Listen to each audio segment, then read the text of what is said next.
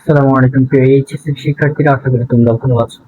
So আজকে আমাদের admission biology series 2 নম্বর পর্ব। প্রথম পর্ব আমাদের ফেসবুক গ্রুপ, ফেসবুক পেজে আর ইউটিউব চ্যানেলের মধ্যে দেওয়া আছে, তোমরা দেখে নিবে। সো আজকে এই বায়োলজি সিরিজ 2 এর মধ্যে আসলে এটা হলো এমসিকিউ সিরিজ। এই সিরিজ এমসিকিউ আমি জাস্ট একদম প্রথম থেকে শুরু করতেছি। আজকে কোষ প্রাচীর পড়াবো। তো এই কোষ প্রাচীরে আমি জাস্ট মূল মূল পয়েন্ট গুলো বলে দিব। দেন কমেন্টের মধ্যে বিভিন্ন ভার্সিটিতে কিংবা মেডিকেলে আসা যে প্রশ্নগুলো আছে সেগুলো আমি দিয়ে দিব, তোমরা সলভ করে ফেলবা কমেন্ট বক্স থেকে। ঠিক আছে, চলো শুরু করি। খেয়াল করো, কোষ প্রাচীর। আচ্ছা, প্রাচীর মানে খেয়াল করো, প্রাচীর মানে ওয়াল বা দেয়াল। এখন দেয়ালটা কি হয়? অবশ্যই শক্ত হয়। শক্ত যদি হয়, এটা নড়াচড়া করতে পারে? পারে না। তার মানে কি? নির্জীব। কারা নড়াচড়া করতে পারে না? যারা নির্জীব তারা নড়াচড়া করতে পারে না। এই কোষ প্রাচীরটা কার বৈশিষ্ট্য? উদ্ভিদ কোষের বৈশিষ্ট্য।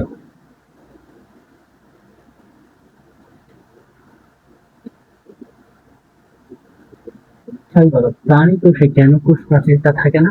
কারণ হলো, প্রাণীরা তাদের অঙ্গ প্রত্যঙ্গ নড়াচড়ার মাধ্যমে তাদের যে ক্ষতিকর পোকামাকড় আছে সেটা থেকে নিজেদেরকে রক্ষা করতে পারে। কিন্তু উদ্ভিদ যেহেতু তার অঙ্গ প্রত্যঙ্গ নড়াচড়া করতে পারে না, সেজন্য তাদের এক্সট্রা একটা প্রোটেকশন দিতে হয়, যেটার নাম কোষ প্রাচীর। তাহলে এটা প্রাণী কোষে থাকে না, শুধুমাত্র উদ্ভিদ কোষে থাকে। এটি কি? নির্জীব। ঠিক আছে, তো খেয়াল করো, এই কোষ প্রাচীরের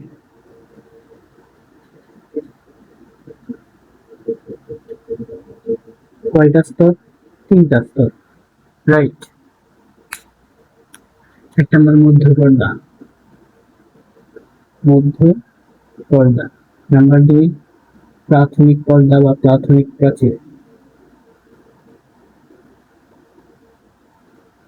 3 নম্বর সেকেন্ডারি সেকেন্ডারি বা গৌণ প্রাচীর। এই সেকেন্ডারি প্রাচীরটা 3 স্তর বিশিষ্ট।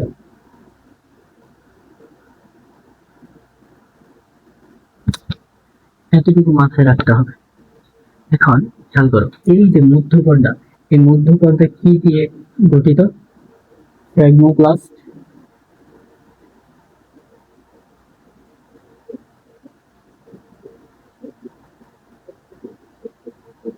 ফ্র্যাগমোপ্লাস্ট আর হলো পেকটিন।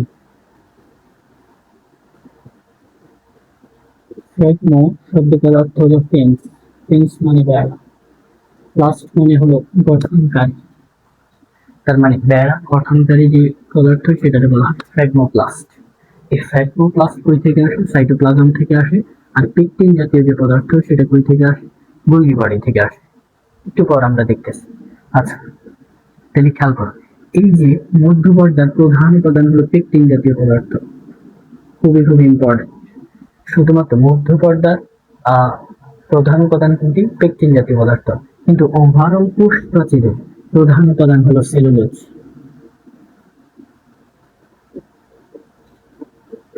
যদি তোমার বলে কোষ প্রাচীরের প্রধান উপাদান কি, তখন বলবো সেলুলোজ। যদি বলে মধ্যপর্দার প্রধান উপাদান কি, তখন হবে পেকটিন জাতীয় পদার্থ। ঠিক আছে, এখন আসো, খেয়াল করো, মনে করো সেল ডিভিশন, কোষ বিভাজনের সময় এখানে নিউক্লিয়াস তৈরি হয়েছে, এই পাশেও নিউক্লিয়াস তৈরি হয়েছে। কোন ধাপে? টেলোফেজ ধাপ। এইখানে বিভিন্ন ধরনের অঙ্গাণু আছে, সাইটোপ্লাজম আছে। এখানে বিভিন্ন ধরনের অঙ্গাণু, সাইটোপ্লাজম আছে। কথার কথায় এইখানে এটা এই কোষটার গোলজি বডি, এইটা এই কোষটার গোলজি বডি। ঠিক আছে, এখন এই সাইটোপ্লাজমের মধ্যে বিভিন্ন ধরনের তন্তু বা মাইক্রোটিবিউল। কি? মাইক্রোটিবিউল, এটা এক ধরনের তন্তু জাতীয় পদার্থ, এবং অ্যাক্টিন, মায়োসিন, বিভিন্ন ধরনের প্রোটিন। এই প্রোটিন জাতীয় পদার্থ একত্রে মিলে যে পদার্থটা গঠন করে সেটার নাম হলো ফ্র্যাগমোপ্লাস্ট। এই কোষটার সাইটোপ্লাজম থেকে ফ্র্যাগমোপ্লাস্ট এসে এখানে জমা হয়। এই কোষটার সাইটোপ্লাজম থেকে ফ্রাগমোপ্লাস্টে এসে এইখানে জমা হয়। এই যে এই কোষটার গোলজি বডি আছে, এই গোলজি বডি থেকে পেকটিন জাতীয় পদার্থ এসে এইখানে জমা হয়। আসলে খেয়াল করো, ফ্র্যাগমো শব্দটার অর্থ সেন্স বা বেড়া, অর্থাৎ আমরা একটা বেড়া এভাবে কি করি, ক্রিয়েট করি, রাইট? তো এটা কি শক্ত হয় না? যদি এইটার উপর আমরা সিমেন্ট, বালি ইত্যাদি ডালাই দিয়ে দিই, তখন হলো এটা একদম শক্ত একটা দেয়ালে পরিণত হয়। ঠিক সেম ভাবে এই বেড়াগুলো হলো ফ্র্যাগমোপ্লাস্ট, আর এই যে সিমেন্ট বালুর যে মশলা সেটা হলো পেকটিন জাতীয় পদার্থ বা আঠা। আশা করা যাচ্ছে। তাহলে খেয়াল করো, এখানে এসে এগুলো জড়ো হলো। এই যে প্রথম এই কোষটার আর এই কোষটার মাঝখানে যে পর্দাটা তৈরি হলো, এটারই আমরা বলবো মধ্য পর্দা। মধ্য পর্দা, ঠিক আছে? খেয়াল করো, এই মধ্য পর্দার এখন এই কোষটা চাইবে যে তার নিজস্ব প্রাচীর হোক, এই কোষটাও চাইবে যে তার নিজস্ব প্রাচীর হোক। তো তাদের মধ্যে উদ্ভিদ কোষ কি করতে পারে, সেলুলোজ গ্রহণ করতে পারে। সেলুলোজ, হেমিসেলুলোজিক লাইপোপ্রোটিন জাতীয় পদার্থ এসে এই কোষটার এইখানে একটা পর্দা তৈরি করবে, এই কোষটা এইখানে একটা পর্দা তৈরি করবে।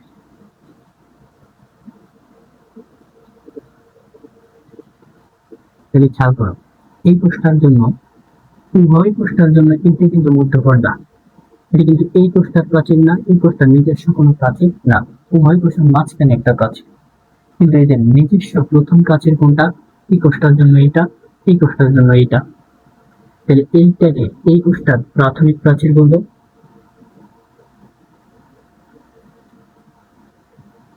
আর এইটাকে ওই কোষটার প্রাথমিক প্রাচীর বলবো।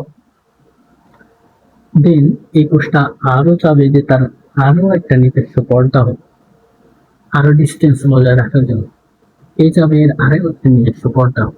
তাহলে খেয়াল করো, এটা সেকেন্ডে তৈরি হয়েছে, তাহলে এটা সেকেন্ডারি বা গৌণ প্রাচীর বলবো। এই কোষটার জন্য এটা সেকেন্ডারি প্রাচীর। এখন এই সেকেন্ডারি প্রাচীরটা কয় স্তর বিশিষ্ট? 3 স্তর বিশিষ্ট। অর্থাৎ এটাকে যদি আমরা ভার্টিক্যালি দেখাই, খেয়াল করো, এটা একটা কোষ,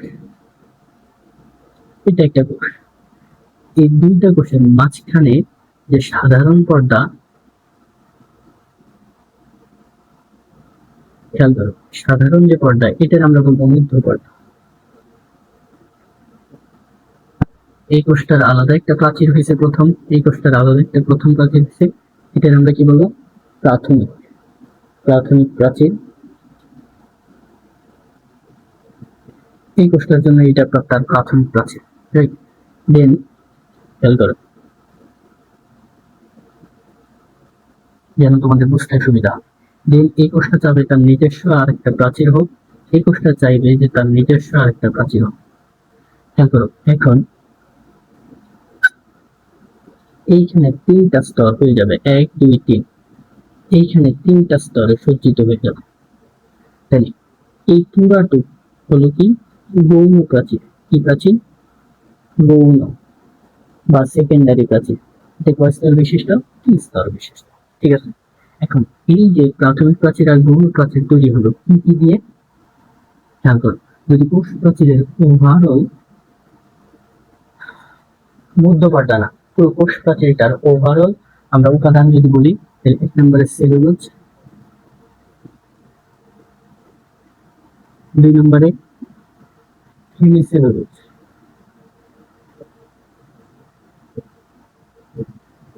3 নম্বরে গ্লাইকোপ্রোটিন,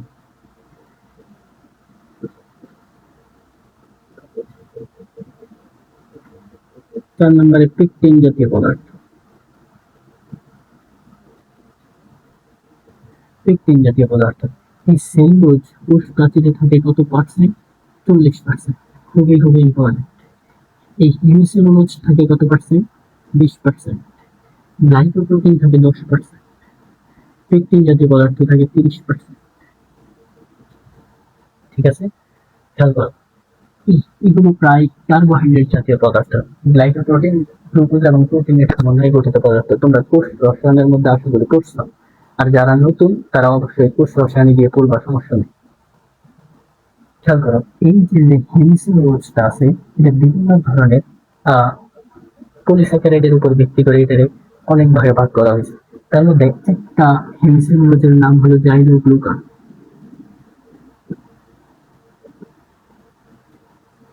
জাইলোগ্লুকানস এইটা কি করে? প্রাচীর গঠনে ক্রস লিঙ্ক হিসেবে কাজ করে। ক্রস লিঙ্ক হিসেবে কাজ করে, খুবই ইম্পর্টেন্ট। তাহলে প্রাচীর গঠনে ক্রস লিঙ্ক হিসেবে কাজ করে কে? জাইলোগ্লুকানস। প্রাচীর গঠনে ক্রস লিঙ্ক মানে প্রথমত এই যে বেড়াগুলো আছে, এই বেড়াগুলোর মধ্যে এগুলোতে এইভাবে রাখা হবে না, এগুলোরে এরকম একটার সাথে আরেকটা কানেকশন করাই দিতে হবে, রাইট? তো এই যে প্রাচীর গঠনে ক্রস লিঙ্ক হিসেবে কাজ করতেছে, এগুলো কিন্তু হলো জাইলোগ্লুকানস। আশা করি বুঝছো। আচ্ছা, এখন আসো সেলুলোজটা আসলে কি খেয়াল কর।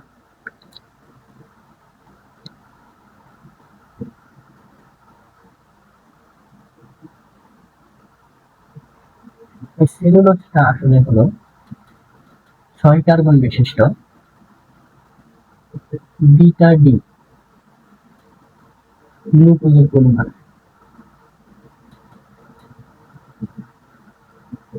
পলিমার পলিমার মানে তো বুঝো মানে অনেকগুলো গ্লুকোজ মিলে সেলুলোজ গঠন করছে। কয় কার্বন? গ্লুকোজ তো 6 কার্বন। আর বিটা ডি গ্লুকোজ কেন বলা হয়েছে? কোষ রসায়নে গিয়ে পড়ছো কিংবা পড়বা, ঠিক আছে? আচ্ছা, খেয়াল করো, এরকম 6 কার্বন বিশিষ্ট বিটা ডি গ্লুকোজের 1 থেকে 3000 এরকম 6 কার্বন বিশিষ্ট বিটা ডি গ্লুকোজ মিলে একটা গ্লুকোজ চেইন গঠন করে। কি গঠন করে? গ্লুকোজ গ্লুকোজ না, সেলুলোজ চেইন। সেলুলোজ চেইন গঠন করে 1 থেকে 3000 বিটা ডি গ্লুকোজ নিয়ে কি গঠিত হয়? Cellulose chain. এরকম 100টা, কয়টা? 100টা সেলুলোজ চেইন মিলে একটা মায়োসিন গঠিত হয়। আর এই মায়োসিনকে কোষ প্রাচীরের গাঠনিক একক বা ক্ষুদ্রতম একক বলা হয়। অনেক অনেক অ্যাডমিশন টেস্টে আসে। তাহলে 100টা সেলুলোজ চেইন মিলে কি তৈরি হয়? মায়োসিন গঠিত হয়। আর সেলুলোজ চেইনটা কেমনে গঠিত হয়? 1 থেকে 3000 বিটা ডি গ্লুকোজের গ্লুকোজ মিলে সেলুলোজ চেইনটা গঠিত হয়। এরকম 20টা মায়োসিন মিলে, তারপর 20টা মায়োসিন মিলে একটা মাইক্রোফাইব্রিল গঠিত হয়। ফাইব্রিল গঠিত হয়। মাইক্রো মানে ছোট, মাইক্রো মানে ছোট। মাইক্রো আর ম্যাক্রোর মধ্যে তোমাদের গ্যাঞ্জাম লেগে যায়। তারপর এরকম 250টা মাইক্রোফাইব্রিল, কয়টা? 250টা মাইক্রোফাইব্রিল মিলিত হয়ে একটা ম্যাক্রোফাইব্রিল গঠন করে। ম্যাক্রো মানে কি? বড়, বা মনে রাখবা ম্যাক্রো মানে বেশি, তার মানে 250টা, আর মাইক্রো মানে ছোট, তার মানে 20টা মাইসিল। ঠিক আছে, এটা কিন্তু মাইসিলই না, এটা হলো মাইক্রোফাইব্রিল। 250টা মাইক্রোফাইব্রিল মিলে একটা ম্যাক্রোফাইব্রিল গঠন করে, আর 20টা মাইসিল মিলে একটা মাইক্রোফাইব্রিল গঠন করে। অনেকগুলো মাইক্রোফাইব্রিল মিলে অনেকগুলো ম্যাক্রোফাইব্রিল মিলে পরবর্তীতে একটা তন্তু তৈরি করে। আশা করি যতটুকু বোঝানোর অতটুকু বুঝছো। আরেকটা জিনিস খুবই খুবই ইম্পর্টেন্ট, খেয়াল করো তো, এই একটা কোষের সাথে আরেকটা কোষের কোনো কানেকশন আছে? নাই। কেন নেই? বিকজ এইখানে কোষ প্রাচীর গঠিত হয়ে গেছে। এখন একটা বডি তৈরি হইতে হইলে একটা কোষের সাথে আরেকটা কোষের যদি সংযোগ না থাকে তাহলে ওইটা বডি হবে না, এটা তোমরা জানো। তাহলে একটা কোষের সাথে আরেকটা কোষের সংযোগ লাগবে কিভাবে? খেয়াল করো, এই কোষ প্রাচীর, কোষগুলো যখন কোষ প্রাচীর গঠন করে তখন এরকম মাঝখানে ফাঁকা রাখে। মাঝখানে কি রাখে? এরকম ফাঁকা রাখে। খেয়াল করো,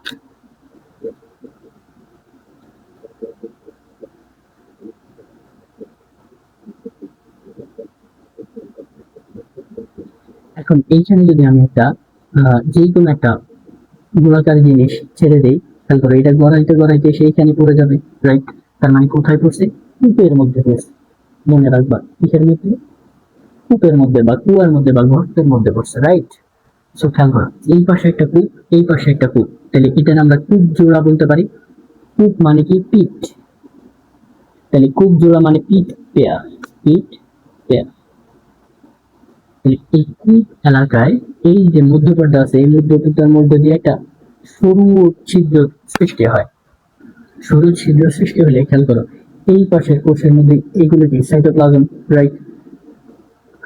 এই পাশে সাইটোপ্লাজম। তো এই সরু ছিদ্র পাইপটার মধ্যে দিয়ে এই কোষের সাইটোপ্লাজমের সাথে এই কোষের সাইটোপ্লাজমের মধ্যে একটা সংযোগ স্থাপিত হয়েছে। কি স্থাপিত হয়েছে? সংযোগ স্থাপিত হয়েছে। তাহলে খেয়াল করো, তাহলে এইটারে আমরা তখন বলবো প্লাজমোডেজমাটা। প্লাজমোডেজমাটা।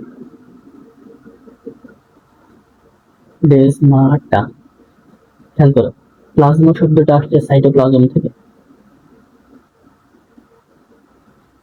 ডেজমা শব্দটার অর্থ হলো বন্ধন। তাহলে সাইটোপ্লাজমের মধ্যে দুইটা কোষের সাইটোপ্লাজমের মধ্যে বন্ধন গঠন করছে, এই কারণে এটার আমরা বলবো প্লাজমোডেজমাটা। খেয়াল করো, এখন এই প্লাজমোডেজমাটার আমরা আরেকটা শব্দে বলতে পারি আন্তঃকোষীয় ফাঁক। কি বলতে পারি? আন্তঃকোষীয় ফাঁক। খেয়াল করো, এটা একটা কোষ, এটা একটা কোষ, দুইটা কোষের মাঝখানে ফাঁকা, এই কারণে এটার বলবো আন্তঃকোষীয়। যদি কোষের একটা কোষের ভিতরে ফাঁকা হইতো তখন আমরা বলতাম অন্তঃকোষীয়। মনে রাখবো, যখন কলেজ টুর্নামেন্ট হয়, দুইটা কলেজের মধ্যে টুর্নামেন্ট হয়, তখন সেটার বলে আন্তঃ কলেজ টুর্নামেন্ট। আর যদি কলেজের ভিতরে ফার্স্ট ইয়ার সেকেন্ড ইয়ারের মধ্যে টুর্নামেন্ট হয়, তখন বলে অন্তঃ কলেজ টুর্নামেন্ট। এটা বুঝতে হবে। আচ্ছা, খেয়াল করে একবার রিক্যাপ করি। তাহলে কোষ প্রাচীর, প্রাচীর মানে কি? ওয়াল বা দেয়াল। দেয়ালটা কি? শক্ত। শক্ত মানে কি?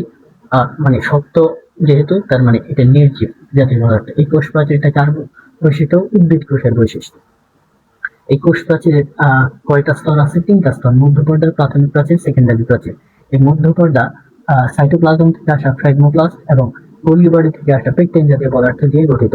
এটার প্রধান উপাদান কি? পেকটিন জাতীয় পদার্থ। তারপরে প্রাথমিক প্রাচীর এবং সেকেন্ডারি প্রাচীর। এই সেকেন্ডারি প্রাচীরের তিন স্তর বিশিষ্ট। কয় স্তর? তিন স্তর। এই কোষ প্রাচীরের প্রধান উপাদান কি? সেলুলোজ। ওভারঅল ভাবে যদি আমরা বলি, কোষ প্রাচীরের কয়টা উপাদান থেকে? সেলুলোজ, হেমিসেলুলোজ, গ্লাইকোপ্রোটিন এবং পেকটিন জাতীয় পদার্থ। সেলুলোজ থাকে 40%, হেমিসেলুলোজ থাকে 20%, গ্লাইকোপ্রোটিন থাকে 10%, পেকটিন জাতীয় পদার্থ থাকে 30%। এখন এই হেমিসেলুলোজের একটা প্রকারভেদ আছে, জাইনোগ্লুকানস। জাইনোগ্লুকানস প্রাচীর গঠনে ক্রস লিঙ্ক হিসাবে কাজ করে। তারপরে আসো সেলুলোজ। সেলুলোজটা কি? 6 কার্বন বিশিষ্ট বিটা ডি গ্লুকোজের পরিমাণ। এরকম 1 থেকে 3000 বিটা ডি গ্লুকোজ মিলে সেলুলোজ চেইন গঠিত হয়। এই 100টা সেলুলোজ চেইন মিলিত হয়ে একটা মাইসিলি গঠন করে। আর এই মাইসিলিকে বলা হয় কোষ প্রাচীরের ক্ষুদ্রতম একক বা গাঠনিক একক। কি পরিষ্কার দিয়ে দিচ্ছে, এরকম 20টা মাইসিলি মিলে একটা মাইক্রোফাইব্রিল গঠন করে। মাইক্রো মানে হলো ছোট, আবার এরকম 250টা মাইক্রোফাইব্রিল মিলিত হয়ে একটা ম্যাক্রোফাইব্রিল গঠন করে। ম্যাক্রো মানে বড়। তো এখন কমেন্ট বক্সে চলে যাও। কমেন্ট বক্সে গিয়ে বিভিন্ন ইউনিভার্সিটির যে অ্যাডমিশন টেস্টের কোশ্চেন গুলো আছে সেগুলো সলভ করে ফেলো। আশা করি তোমার কাছে এখন সহজ মনে হবে।